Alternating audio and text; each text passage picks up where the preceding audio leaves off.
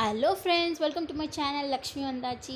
இன்றைக்கி நாம் ரோட் சைடில் கிடைக்கக்கூடிய வெஜ்ஜு சால்னா, அதாவது பரோட்டாவுக்கு தொட்டுக்க கொடுப்பாங்கல்ல, எம்டி சால்னா, அது எப்படி பண்ணுறது தான் பார்க்க போகிறோம். ரொம்ப சூப்பர் டேஸ்ட்டாக இருக்கும். அதுக்கு முன்னாடி நீங்கள் என்னோடய சேனல் ஃபஸ்ட் டைம் பார்க்குறதா இருந்தீங்கன்னா மறக்காமல் சப்ஸ்கிரைப் பண்ணிடுங்க. கூடவே இந்த பெல் ஐக்கானே கிளிக் பண்ணி வச்சுக்கோங்க. அப்போ தான் என்னோடய வீடியோ நோட்டிஃபிகேஷன் உங்களுக்கு உடனே கிடைக்கும். வாங்க வீடியோக்குள்ளே போய் எப்படி பண்ணுறதுன்னு பார்க்கலாம்.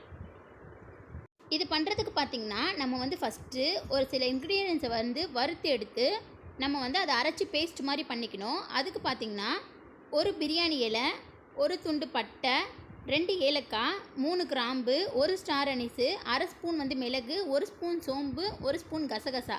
இப்போ இது எல்லாத்தையும் என்ன பண்ணணும்னா 1 ஸ்பூன் எண்ணெய் விட்டு நம்ம லைட்டாக வறுத்துக்கணும். இது லைட்டாக வறுபட்டதும் நம்ம இதில் ஒரு பெரிய துண்டு இஞ்சியை குட்டி குட்டியாக கட் பண்ணி நம்ம உள்ளே ஆட் பண்ணிடலாம்.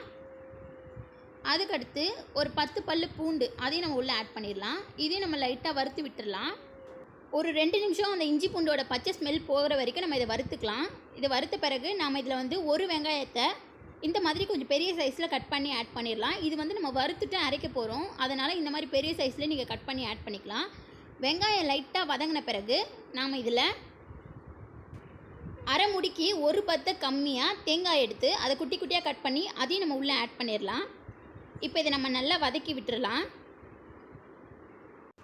இப்போ இதெல்லாம் கொஞ்சம் லைட்டாக வதங்கினதும், அதாவது வெங்காயமும் தேங்காய் கொஞ்சம் லைட்டாக வறுபட்ட பிறகு நாம் இதை ஸ்டவ்வும் ஆஃப் பண்ணிவிட்டு இதை ஆற விட்டுட்டு இதை நம்ம அரைச்சிக்க போகிறோம். ஸோ இப்போ எல்லாம் லைட்டாக வறுபட்டுருச்சு. நம்ம ஸ்டவ் ஆஃப் பண்ணிவிட்டு இதை ஆற விட்டுடலாம்.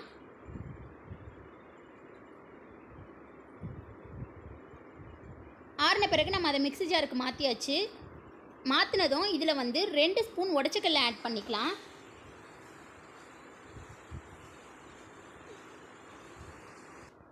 அதுக்கடுத்து இதில் காரத்துக்காக ஒரே ஒரு பச்சை மிளகாய் நம்ம இப்போ ஆட் பண்ணிக்க போகிறோம். இப்போ இதை பேஸ்ட்டாக அரைச்சி எடுத்துடலாம்.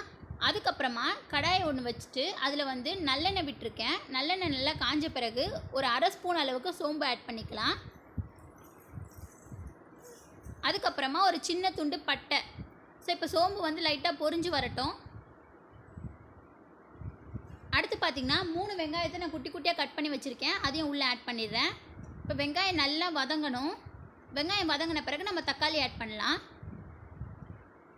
ஸோ இது பார்த்திங்கன்னா 2 தக்காளியை நான் கட் பண்ணி வச்சுருக்கேன் குட்டி குட்டியாக, அதையும் உள்ளே ஆட் பண்ணிடுறேன். இப்போ இதை லைட்டாக மிக்ஸ் பண்ணி விட்டுட்டு நம்ம இதுக்கு தேவையான உப்பு ஆட் பண்ணிடலாம். அப்போ தான் நமக்கு பார்த்திங்கன்னா தக்காளி சீக்கிரமாக வெந்து வரும், வதங்கி வரும். அதுக்காக தான் நம்ம உப்பு ஆட் பண்ணிக்கிறோம் இப்போவே. இப்போ இதை தட்டு போட்டு மூடி தக்காளி நல்லா வதங்கி வரட்டும். இப்போ பாருங்கள், தக்காளி நல்லா வதங்கி வந்துருச்சு. இந்த டைமில் நம்ம மசாலாலாம் ஆட் பண்ணிடலாம். 1 spoon red chilli powder, 1 spoon குழம்பு மிளகாய் தூள், ஒரு 3/4 ஸ்பூன் தனியா பவுடர் ஆட் பண்ணிடலாம். அதுக்கப்புறமா 1/4 ஸ்பூன் நம்ம கரம் மசாலா பொடி ஆட் பண்ணிடலாம். நீங்கள் குழம்பு மிளகாய் தூளும் ரெட் சில்லி பவுடரும் 1 ஸ்பூன் போட்டிருக்கேன். அதுக்கு பதிலாக நீங்கள் 2 ஸ்பூன் வெறும் குழம்பு மிளகாய் தூள் கூட போட்டுக்கலாம். தனியாத்தூள் போட தேவையில்லை.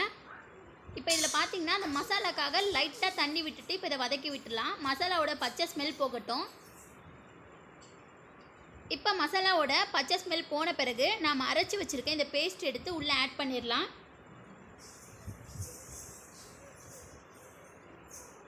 ஆட் பண்ணிவிட்டு இப்போ இதை நம்ம மிக்ஸ் பண்ணி விட்டுடலாம். இந்த குழம்பு பார்த்திங்கன்னா நல்லா திக்காக ஆரம்பிக்கும். ஏன்னா நம்ம இதில் தேங்காய் ஆட் பண்ணியிருக்கோம். அதே மாதிரியே பார்த்திங்கன்னா உடச்சக்கல்ல ஆட் பண்ணியிருக்கிறதால இது நல்லா திக்காகும். அதனால் நீங்கள் நிறைய தண்ணி தேவையான அளவுக்கு நம்ம தண்ணி விட போகிறோம். நான் அந்த மிக்ஸி ஜார்லேயே தண்ணி விட்டுட்டு அந்த தண்ணி எடுத்து ஊற்றிருக்கேன். அதுக்கப்புறமும் எக்ஸ்ட்ராவும் நம்ம கொஞ்சம் தண்ணி விட்டுக்க போகிறோம். இந்த ஸ்டேஜில் நீங்கள் உப்பு கரெக்டாக இருக்கான்னு செக் பண்ணி பார்த்துக்கலாம். இப்போ எனக்கு தேவையான அளவுக்கு நான் தண்ணி ஆட் பண்ணிக்கிறேன். அதாவது ஒரு 2 கிளாஸ் அளவுக்கு, பெரிய சைஸ் கிளாஸ் அளவுக்கு நம்ம தண்ணி ஆட் பண்ணிக்கலாம். இப்போ இது நல்லா கொதித்து வரணும். இந்த கலர் நமக்கு சேஞ்ச் ஆகி வரும். தட்டு போட்டு மூடி ஒரு 15 மினிட்ஸ் நம்ம இதை நல்லா கொதிக்க விட்டுறணும். இப்போ தட்டு போட்டு மூடி வச்சிடலாம். இப்போ 15 மினிட்ஸ் ஆயிடுச்சு. நாம் இதை ஓப்பன் பண்ணி பார்ப்போம். பாருங்கள், நம்மளோட குழம்பு அந்த எண்ணெய்லாம் பிரிஞ்சு வந்திருக்கு. நல்லா கலரும் நமக்கு சேஞ்ச் ஆகிருக்கு.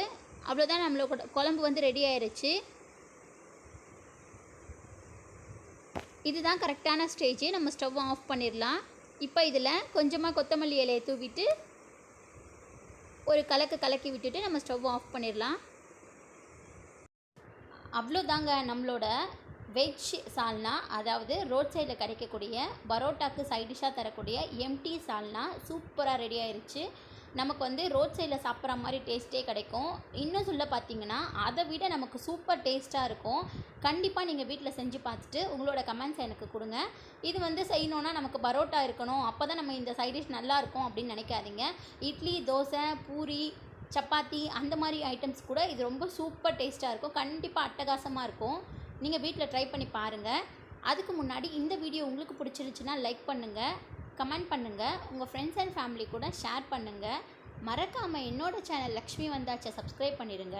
கூடவே அந்த பெல் ஐக்கானே கிளிக் பண்ணி வச்சுக்கோங்க. எப்பயுமே உங்களோட சப்போர்ட் எனக்கு கொடுத்துட்டே இருங்க. நெக்ஸ்ட் வீடியோவில் மீட் பண்ணலாம். பாய்.